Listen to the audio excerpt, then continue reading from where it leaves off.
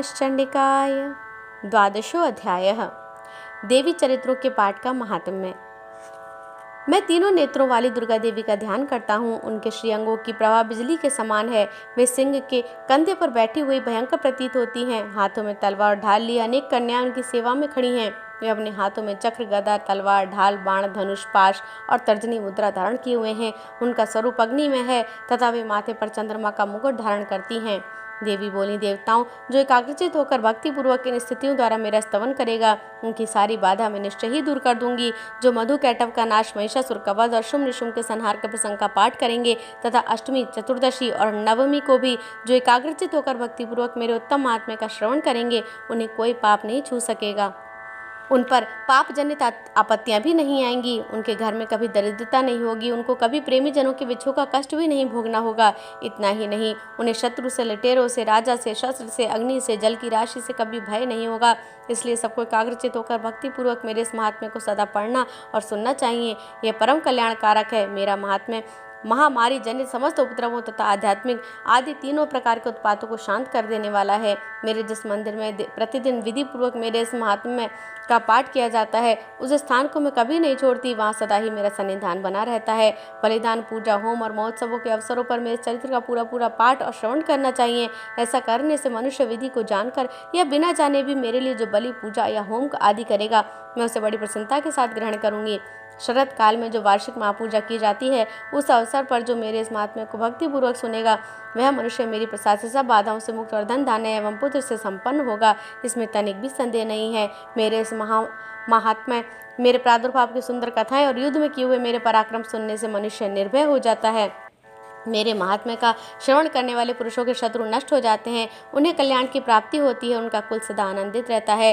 सर्वत्र शांति। कर्म में बुरे स्वप्न दिखाई देने पर, ग्रह जनित भयंकर पीड़ा उपस्थित होने पर मेरा महात्म्य श्रवण करना चाहिए। इससे सब विघ्न तथा भयंकर ग्रह पीड़ाएं शांत हो जाती हैं और मनुष्य द्वारा देखा हुआ दुस्वप्न शुभ स्वप्न पर परिवर्तित हो जाता है। बाल ग्रहों से आक्रांत हुए बालकों के लिए यह महात्म्य शांतिकारक है तथा मनुष्यों के संगठन में फूट होने पर यह अच्छी प्रकार से मित्रता कराने वाला होता है। यह महात्म्य सदा दुराचारियों के बल के नाश करने वाला है। इसके पाठ मात्र से राक्षसों, भूतों और पिशाचों का नाश हो जाता है। मेरा यह महात्म्य मेरे सामीप्य की प्राप्ति कराने वाला है।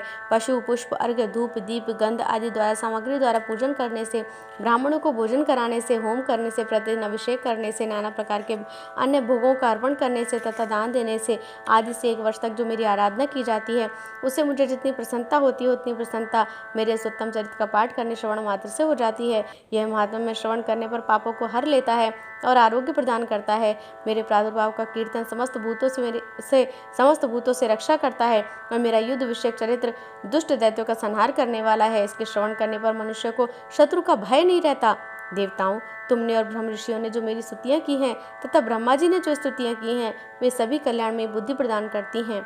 वन में, सूने मार्ग में अथवा दावानल से घिर जाने पर, निर्जन स्थान में, लुटेरों के दाव में पड़ जाने पर या शत्रुओं के पकड़े जाने पर अथवा जंगल में सिंह, व्याघ्र या जंगली हाथियों के पीछा करने पर, कुपित राजा के आदेश से बंध या बंधन के स्थान पर ले जाने पर अथवा महासागर में नाव पर बैठने के बाद भारी तूफान से नाव के डगमग होने पर और अत्यंत भयंकर युद्ध में शस्त्रों का प्रहार होने पर तथा वेदना से पीड़ित होने पर, किंबहुना सभी भयानक बाधाओं के उपस्थित होने पर जो मेरे चरित्र का स्मरण करता है, वह मनुष्य संकट से मुक्त हो जाता है। मेरे प्रभाव से सिंह आदि हिंसक जंतु नष्ट हो जाते हैं तथा लुटेरों और शत्रु भी मेरे चरित्र का स्मरण करने वाले पुरुष से दूर भागते हैं। ऋषि कहते हैं, यूं कहकर प्रचंड पराक्रम वाली भगवती चंडिका सब देवताओं के देखते देखते वहीं अंतर्ध्यान हो गई। फिर समस्त देवता भी शत्रुओं के मारे जाने पर निर्भय हो पहले ही की भांति यज्ञ भाग को उपभोग करते हुए अपने अपने अधिकार का पालन करने लगे। संसार का विध्वंस करने वाले महाभयंकर अतुल पराक्रमी देव शत्रु शुंभ तथा महाबली निशुंभ के युद्ध में देवी द्वारा मारे जाने पर शेष दैत्य पाताल लोक में चले गए। राजन, इस प्रकार भगवती अंबिका देवी नित्य होती हुई भी पुनः पुनः प्रकट होकर जगत की रक्षा करती हैं। वे इस विश्व को मोहित करती हैं, वे ही जगत को जन्म देती हैं और वे ही प्रार्थना करने पर संतुष्ट, विज्ञान एवं समृद्धि प्रदान करती हैं। हे राजन, महाप्रलय के समय महामारी का रूप धारण करने वाली वे महाकाली ही समस्त ब्रह्मांड में व्याप्त हैं। वे ही समय समय पर महामारी होती और वे ही स्वयं अजन्मा होती हुई भी सृष्टि के रूप में प्रकट होती हैं। वे सनातनी देवी ही समय अनुसार संपूर्ण भूतों से रक्षा करती हैं। मनुष्य के अभ्युदय के समय वे ही घर में लक्ष्मी के रूप से स्थित हो उन्नति प्रदान करती हैं और वे ही अभाव के समय दरिद्रता बनकर विनाश का कारण होती हैं।